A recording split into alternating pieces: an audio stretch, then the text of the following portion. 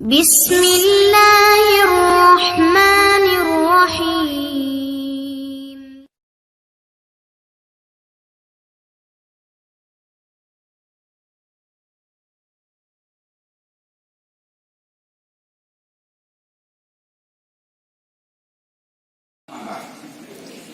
برادران اسلام، آپ نے خطبہ جمعہ سماعت فرمایا. جیسا کہ آپ نے سنا، آج کا موضوع بہت ہی اہمیت کا حامل تھا.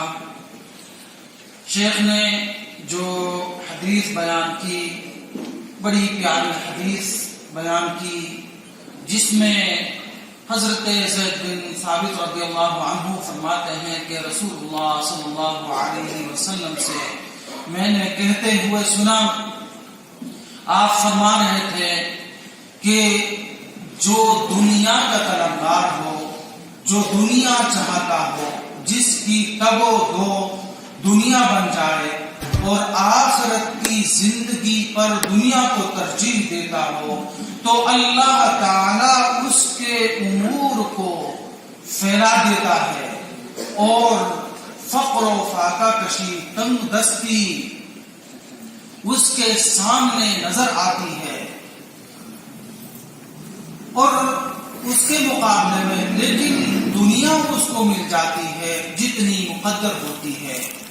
اس کے مقابلے میں وہ شخص جو آخرت کا طلبگار ہو، جو آخرت چاہتا ہو، جو آخرت کی زندگی کو دنیاوی زندگی پر ترجیح دیتا ہو، تو ایسا شخص اللہ کے نزدیک بڑا پیارا اور محبوب ہے. تو اللہ تعالیٰ اس کے امور کو سمیٹ دیتا ہے، اس کے معاملات کو کم کر دیتا ہے، اور اس کے معاملات اس کے انڈر میں ہو جاتے ہیں، یعنی اس کے مشاکل مسائل کم ہو جاتے ہیں، اور اللہ رب العالمین اس کے دل کو دنیا کی حرص سے، دنیا کی طمع سے بے نیاز کر دیتا ہے، اور دنیا کو اس کے قدموں میں لا کر ڈال دیتا ہے.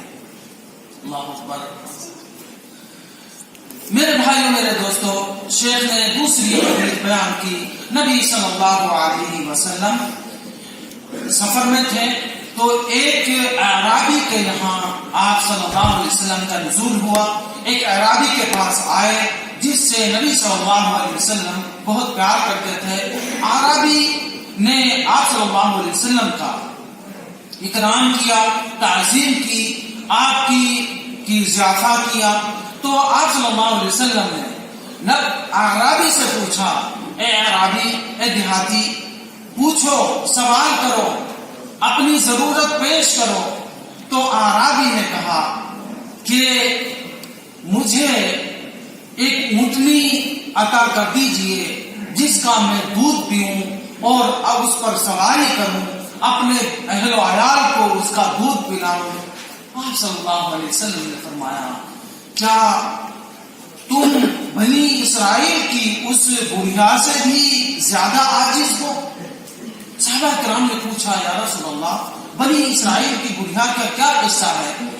آپ صلی اللہ علیہ وسلم نے فرمایا کہ جب حضرت موسیٰ علیہ السلام بنی اسرائیل کو لے کر مصر سے چلے، تو بنی اسرائیل کے علماء نے حضرت موسیٰ علیہ السلام سے کہا کہ ہم نے یہ حدیث سنی ہے اور یہ بات ہم تک پہنچی ہے کہ جاتے وقت جب ہم بنی اسرائیل کے ساتھ موسیٰ علیہ السلام کے ساتھ جائیں تو حضرت یوسف علیہ السلام کے جسد کو اپنے ساتھ لے لیں. تو حضرت موسیٰ علیہ السلام نے پوچھا کہ یوسف علیہ السلام کی خبر کون رکھتا ہے؟ جس کو معلوم ہے کہ یوسف علیہ السلام کی قبر کہاں ہے؟ تو لوگوں نے بتلایا کہ صرف بنی اسرائیل کی ایک بڑھیا کے علاوہ یوسف علیہ السلام کی قبر کا علم کسی کے پاس نہیں. تو کہا مجھے ان کے پاس لے چلو.